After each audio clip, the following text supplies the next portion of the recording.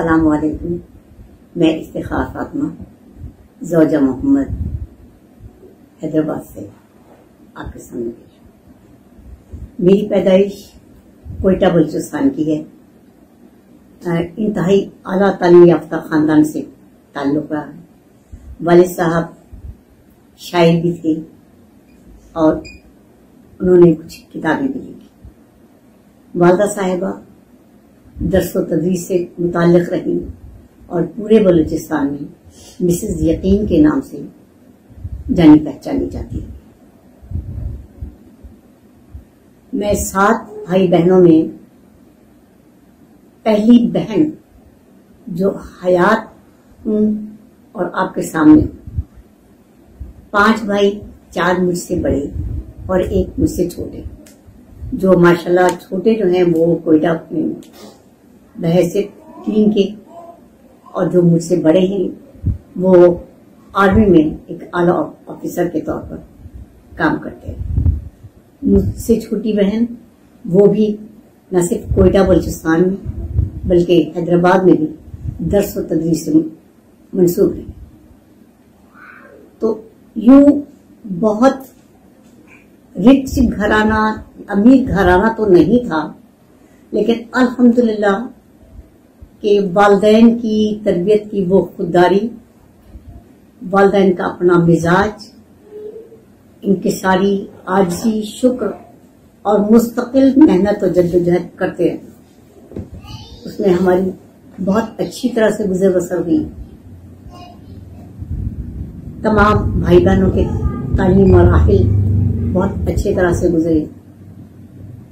यूं समझे कि मेरी वालदा की काविशों से मेरे वालिदैन, वालिद साहब और मेरे भाई बहनों की सबकी मुस्तकिल तरीके पर मिलजुल कर रहना, मेहनत मुशक्कत करना, हर शख्स, हर फर्द यानी हम भाई, तमाम भाई बहन अपने अपने जगहों पर बहुत अच्छा नाम पा गए। मैं आला मकाम तो उसको यूं नहीं कह सकती कि आला मकाम तो उस रब्बे जलील का है, लेकिन वालिदैन की तरबियत, उनकी मेहनत, उनकी काविश और हम लोगों की आजिज़ी, इनके सारी और वालिदैन का कहा मानकर जो भी कदम हम बढ़ाते रहे, उन्होंने हमें बहुत आला मकाम तक पहुंचाया।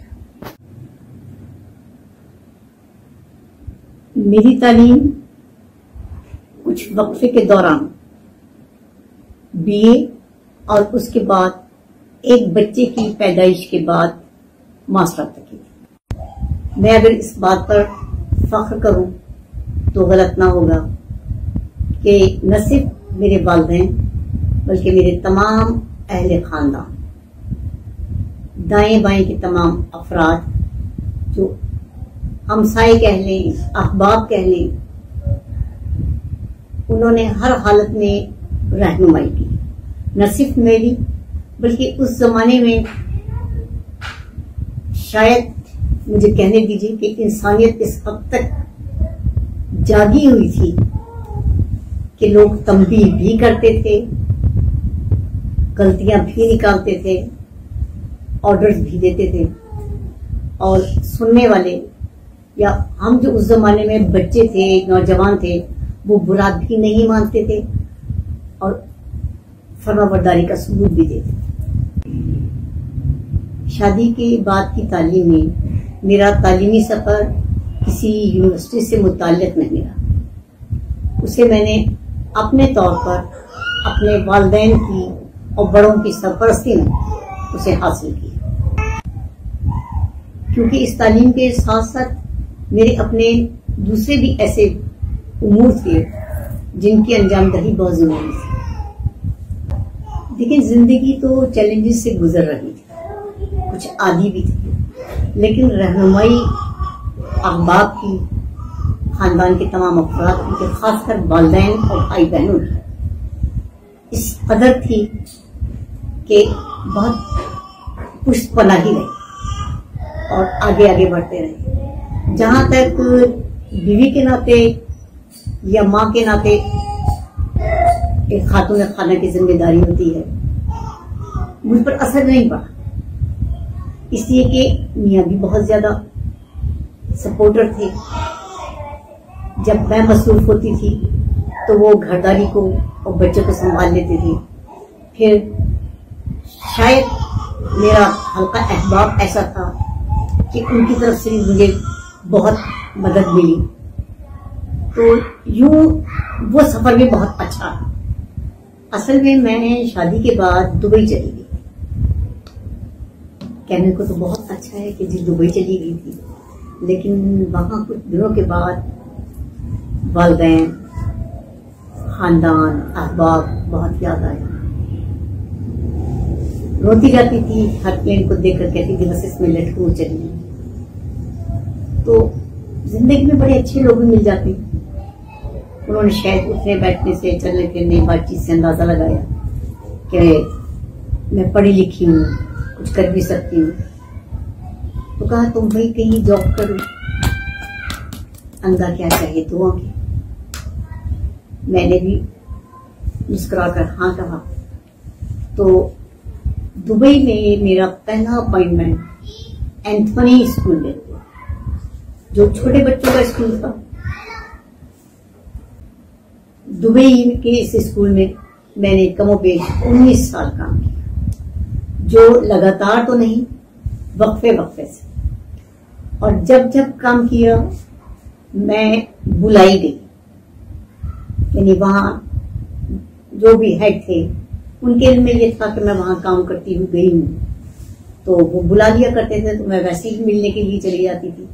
ये नहीं मालूम था कि वो कोई टाइम टेबल दे देंगे और कहेंगे जी आप जाकर के 2-3 पीरियड्स तो देखें क्लासेस को। मैं समझती थी कि वो सिर्फ वैसे ही मुझसे मजाक कर रहे हैं, तो वो मजाक होते होते मेरी मुलाजमत बन गई। नहीं, 19 साल का तजर्बा मेरा सिर्फ दुबई का है। 7.5 साल मैंने शादी से पहले बलूचिस्तान में काम किया, तो यूं से आप 26 साल से ज्यादा कह सकते हैं। शादी से पहले और शादी के बाद का वो अरसा जो दुबई में निकाला, मैं नहीं कह सकती कि वहां किसी किस्म की कोई कमी देखने में आई। हर शख्स बहुत मुखलिस तरीके पर मेहनत करता था, वालिदैन बच्चे अमल करते थे और उसका नतीजा हर एक को बहुत अच्छा मिलता था, असातिज़ा को भी, वालिदैन को भी और बच्चों को भी। अलबत्ता अब जब मैं पाकिस्तान आई हूँ, खासकर ये 10-12 साल का अरसा देख लूं, नाउमीद तो नहीं हूं, मगमूम जरूर हूं। जी सच बहुत कड़वा होता है। तरबियत, तदरीस, दर्स, ये सब अलहदा अलहदा अल्फाज, लेकिन इसका तिकोन नहीं है। आजकल तलबा, असातिज़ा, वालिदैन कहीं ना कहीं ऐसा हम है जहां संजीदगी नहीं। मैं ये नहीं कहती कि तमाम असातिज़ा, वालिदैन या बच्चे सभी ऐसे हैं, लेकिन कहीं ना कहीं हमारी इतनी कोताहियां हैं कि उसमें झोल आ गया है। अचानक किसी भी शख्स का दुनिया से उठ जाना एक हादसा ही होता है, और हादसे रफ़ाक़ा के जहन में क्या असरात डालते हैं आप भी बखूबी वाक़िफ़ हैं। मेरा एक बच्चा दुबई में खेलते हुए एक्सीडेंट में खत्म हो गया। वो ऑन द स्पॉट तो दुनिया से नहीं गया, अम्मी अब्बू कहता रहा। बज़ाहिर उसके जिस्म से कोई खून वगैरह भी नहीं निकला, चोट भी नजर नहीं आई, लेकिन आध घंटे के बाद वो जांबर ना हो सका। एक तो ये कि अचानक ये बात थी, दूसरी मैं दुबई में अकेली थी और 8 माह पहले ही मैं पाकिस्तान से गई थी बच्चों को लेकर। ये सानेहा ऐसा था कि इसने मेरी जिंदगी को खत्म कर दिया। हर जगह बस मैं उस बच्चे को ढूंढती थी। यकीन कीजिए कि दोनों हाथों से रेत को उठाती थी और उसमें से बच्चे को तलाश करती थी। अल्लाह ताला खुश रखे Dubai Pakistan Islamia high school की हेडमिस्ट्रेस मिसेस रियाज साहिबा, उन्होंने बस मुझे मिलने के लिए बुलाया तो फौरन कह दिया कि तुम स्कूल में काम करो। उससे पहले भी मैं उनके पास काम कर चुकी थी तो वो जानती थी। मैंने कहा मैडम अब तो मैं इतनी टूट चुकी हूं कि मेरा जहन काम नहीं करेगा। कि नहीं, तुम जब ज्वाइन करोगी जहन बढ़ जाएगा।